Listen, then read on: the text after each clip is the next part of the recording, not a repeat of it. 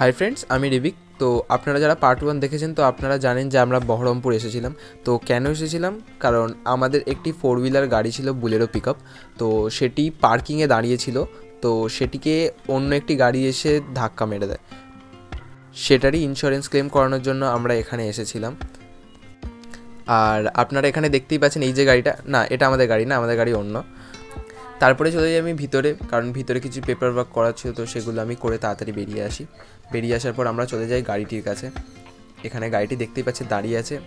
তো এখানে আমরা যখন গাড়িটিকে প্রথমবার দেখি, তো একটু তো খারাপ লাগছে যে গাড়িটির এরকম হয়েছে। আর ডান দিকের সাইডটা আপনারা দেখতেই পাচ্ছেন যে যখন অন্য গাড়িটি এসে মারে, এই ডান দিকের পোর্শনেই মেরেছিল।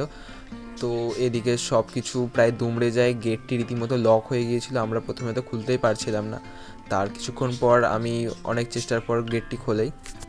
গেটটি খুলে আমি ভিতরটা দেখছিলাম যে ভিতরে কিছু হয়েছে কি হয়নি। তো সৌভাগ্যবশত ভিতরে সেই রকম কিছু ক্ষতি হয়নি, যা হয়েছে শুধু বাইরের পোর্শনটাতেই হয়েছে।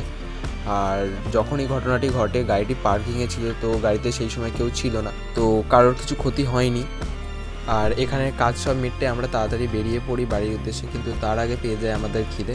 তো খিদে পেয়ে গিয়েছিল বলে আমরা ওখানে বাজারে কোথাও খুঁজছিলাম যে কী খাবার পাওয়া যায়। তো খুঁজতে খুঁজতে আমরা একটি পেয়ে যাই বিরিয়ানির দোকান। আমরা ঠিক করি এখান থেকেই বিরিয়ানি খাবো। তো আমরা চলে যাই। আর এখানে দেখতেই পাচ্ছ বিরিয়ানি দেওয়ার সাথে সাথে সৌমেনদা খাওয়া শুরু করে দিয়েছে, আমার জন্য ওয়েটও করেনি। আর আমরা দুজনে এখানে বসে খাওয়া সেরে নিলাম। খেতে খেতে আমরা ফটো তুলছিলাম। 1 hour later. আর এখানে আমরা কৃষ্ণনগর সিটি জাংশন থেকে বাড়ি ফেরার জন্য ট্রেন ধরি।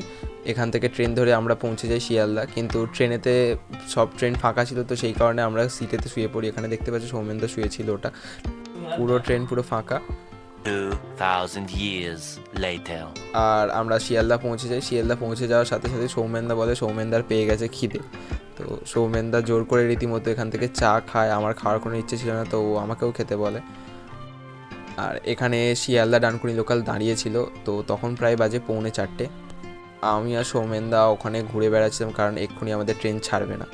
আর কিছুক্ষণ পর আমরা পৌঁছে যাই ডানকুনি। আর ডানকুনি পৌঁছাতে পৌঁছাতে প্রায় দেখতেই পাচ্ছ সকাল হয়ে গিয়েছিল। আর এখন আমরা চললাম বাড়ি। ভিডিওটা এই পর্যন্তই।